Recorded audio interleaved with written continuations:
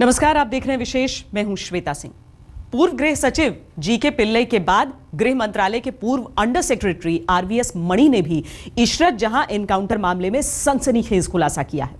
RVS मणि ने कहा है कि इशरत जहां को आतंकी न बताने वाले हलफनामे के लिए उन पर ज्यादती हुई, उन्हें इतना सताया गया कि एक अधिकारी ने तो सिगरेट से उन्हें दागा। सवाल यह है कि क्या इशरत को आतंकी न बताने के पीछे चिदंबरम का कोई एजेंडा था?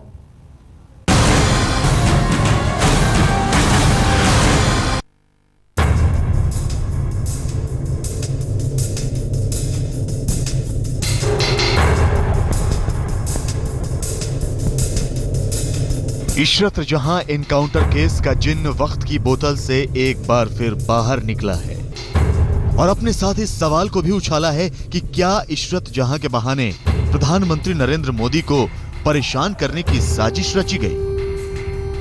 क्या था इशरत जहां एनकाउंटर का असली सच और कैसे प्रधानमंत्री नरेंद्र मोदी की बदनामी का चक्रव्यूह उस एनकाउंटर के बहाने रचा गया।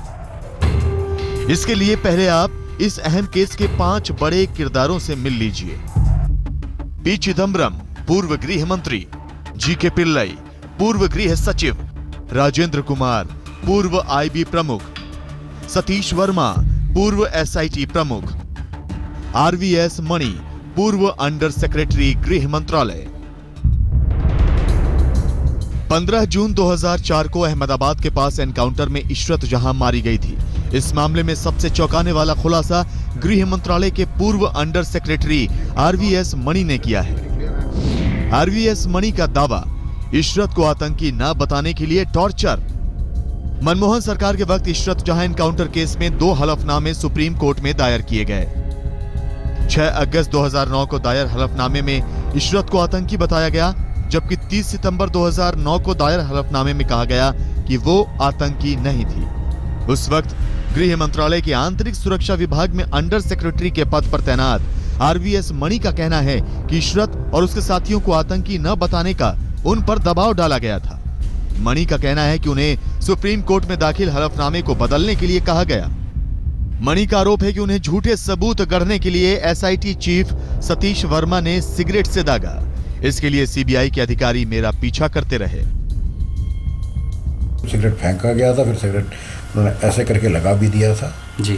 वो पैंट भी सबको मैंने दिखा चुका है जी। उसके अलावा गाली दी गई थी, बहुत अपशब्द जो बोलते हैं हिंदी में, अपशब्द बोला गया था जी। सिग्नेचर मेरे होते हैं, क्योंकि इसमें ऐसा होता है कि सरकार में जो फाइनल डिसीजन हो जाता है तो कम्युनिकेट करने का दायित्व जो होता है, जो कोर्ट में हो या करस्पॉन्डेंस में हो, तो वो अंडर सेक्रेटरी लेवल पे होता है। तो मैंने जाके एफिडेविट को फाइल किया, क्योंकि वो मेरे लिए एक आदेश था। उस आदेश के अलावा मैं उसके खिलाफ जाता तो मेरे अगेंस्ट केस हो सकता था। मंदिर जाता हूँ, एक मंदिर से बहुत साल से, मैं बचपन से उसी मंदिर में जाता हूँ, सरारनगर में है जी।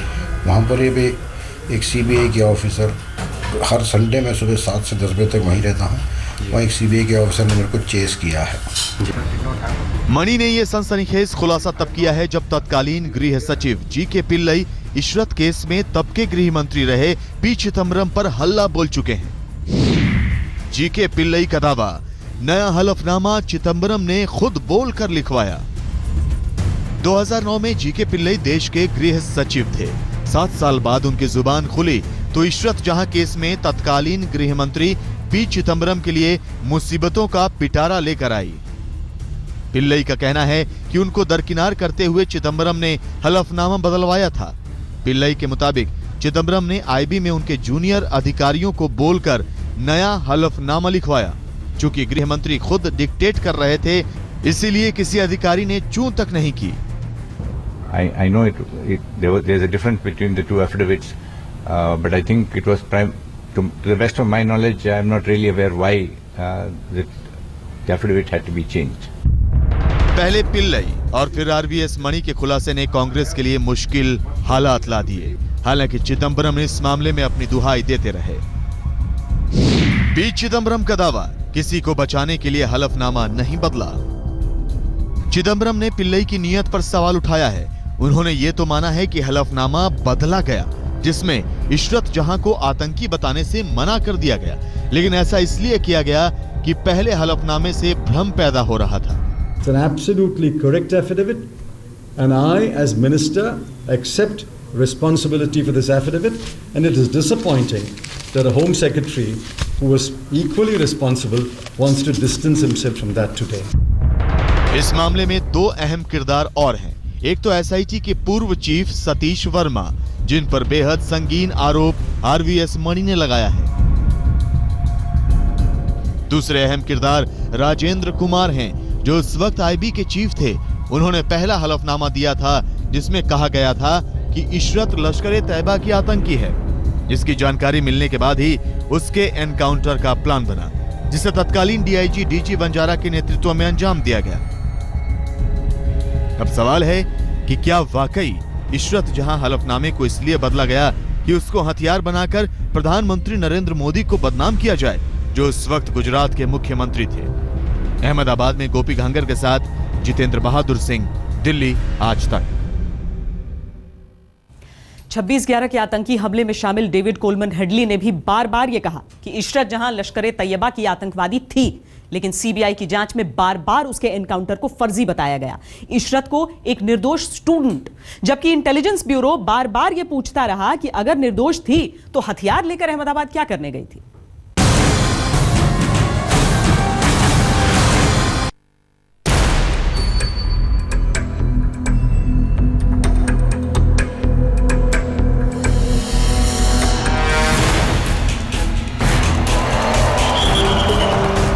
अहमदाबाद के पास एनकाउंटर में मारी गई इशरत जहां और मुंबई आतंकी हमले की साजिश में शामिल रिचर्ड हेडली में कुछ समय पहले तक कोई डायरेक्ट रिश्ता नहीं था, लेकिन वीडियो कॉन्फ्रेंसिंग के जरिए पिछले दिनों उसने जो खुलासा किया, उससे यही इशारा मिला कि इशरत जहां एक आतंकवादी थी।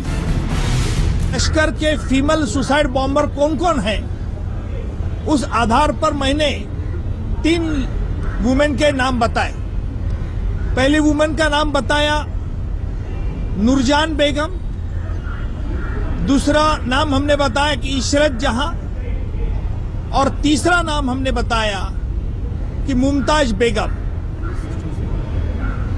नूरजान, इशरत जहां और मुमताज, तो उसने तुरंत कहा कि इशरत जहां ये नाम मैंने सुना था और पुलिस के चकमक में मारी गई थी, इसलिए मुजम्मिल भट्ट को झकीउर रहमान लखवी कोस रहा था।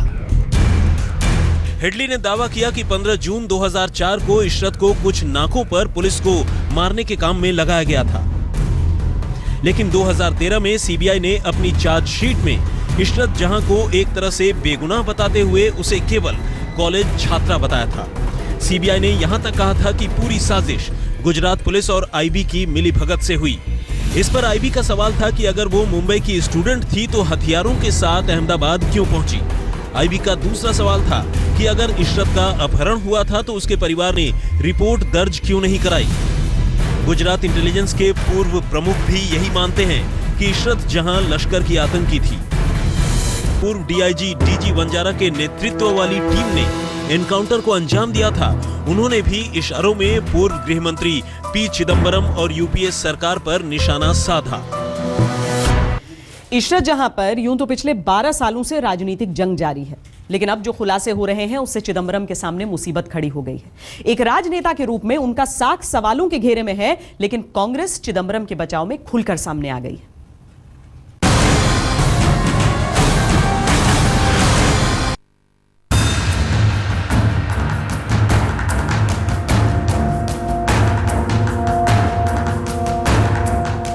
इशरत जहां एनकाउंटर केस के 12 साल बाद एक बड़ी जंग छिड़ी हुई है। पहले पूर्व गृह सचिव जीके पिल्लई और फिर गृह मंत्रालय में अधिकारी रहे आरवीएस मणि ने इशरत जहां केस में यूपीए सरकार पर उंगली उठाई है। इससे बीजेपी को मौका मिला और वो खुल्लम खुल्ला कह रही है कि ये सब प्रधानमंत्री नरेंद्र मोदी को बदनाम करने के लिए किया गया। लेकिन इशरत केस में इन खुलासों में कांग्रेस को साजिश की बू नजर आ रही है। कांग्रेस पूछ रही है कि गृह सचिव जीके पिल्लई इतने दिनों तक चुप क्यों रहे। क्या एक खास औद्योगिक घराने से जुड़ने के बाद पिल्लई की बोली बदल गई है?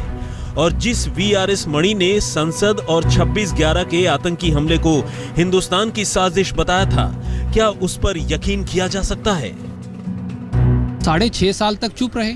रिटायरमेंट के 6.5 साल बाद जब एक कंपनी में नौकरी पाली, तो अब वो अपने मंत्री से, जो उन्होंने कभी रिकॉर्ड नहीं किया, कभी टिप्पणी नहीं की, आज वो भिन्न विचार व्यक्त कर रहे हैं। कारण वो बताएंगे।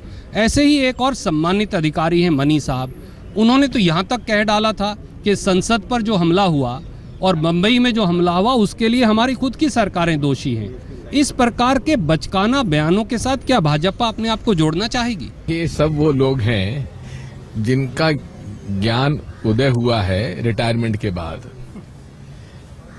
नंबर 1, पिल्ले साहब आजकल कहाँ काम कर रहे हैं आपको मालूम है? गौतम भाई अडानी जी के यहाँ काम कर रहे हैं पिल्ले जी।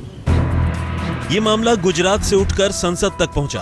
कांग्रेस अध्यक्ष सोनिया गांधी ने साफ कर दिया कि वो चिदंबरम के साथ खड़ी हैं। इसके साथ ही दूसरे विपक्षी दल मोदी पर हमले के बहाने कांग्रेस के साथ खड़े दिख रहे हैं। कुमार विक्रांत सिंह, दिल्ली, आज तक।